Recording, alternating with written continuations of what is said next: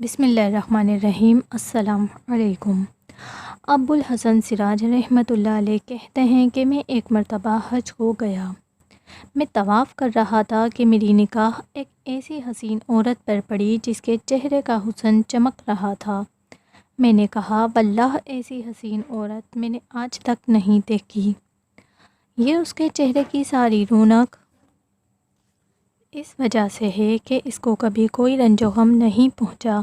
اس نے میری یہ بات سن لی، کہنے لگی، تم نے کیا کہا؟ واللہ میں غموں میں جکڑی ہوئی ہوں اور میرا دل فکروں اور آفتوں سے زخمی ہے، اور کوئی بھی میرے غموں میں میرا شریک نہیں رہا۔ میں نے پوچھا، کیا ہوا؟ کہنے لگی، میرے خاوند نے قربانی کی ایک بکری ذبح کی۔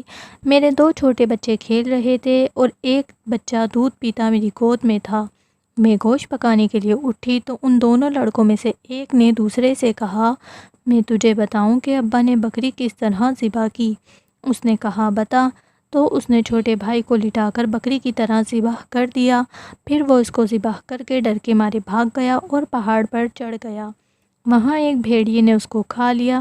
باپ اس کی تلاش میں نکلا اور ڈھونڈتے ڈھونڈتے پیاس کی شدت سے مر گیا۔ دودھ پیتے بچے کو بٹھا کر دروازے تک گئی کہ شاید خاوند کا کچھ پتہ کسی سے ملے، تو وہ بچہ گھسٹتا ہوا ہانڈی کے پاس پہنچ گیا جو چولہے پر رکھی ہوئی گوشت سے پک رہی تھی۔ اس کو جو اس نے ہلایا وہ پکتی پکتی اس پر گر گئی، جس سے اس بچے کے سارے بدن کا گوشت جل کر ہڈیوں سے الگ ہو گیا۔ میری ایک بڑی لڑکی تھی جو اپنے خاوند کے گھر تھی۔ اس کو جب اس سارے قصے کی خبر پہنچی تو وہ خبر سن کر زمین پر گر گئی۔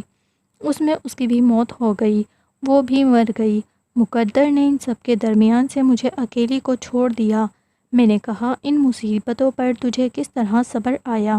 وہ کہنے لگی کہ جو شخص صبر اور بے صبری میں الگ الگ غور کر کے اور ان کے درمیان بہت بعید پائے گا، صبر کا انجام محمود ہے اور بے صبری پر کوئی اجر نہیں ملتا۔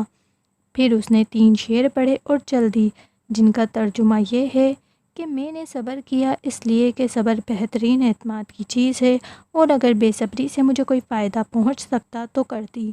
میں نے ایسی مصیبتوں پر صبر کیا، اگر وہ مصیبتیں سخت پہاڑوں پر پڑتیں تو وہ پہاڑ بھی ٹکڑے ٹکڑے ہو جاتے۔ میں اپنے آنسوؤں پر قدرت پائی، بس ان کو نکلنے سے روک دیا۔ اب وہ آنسو اندر ہی اندر میرے دل پر گر رہے ہیں۔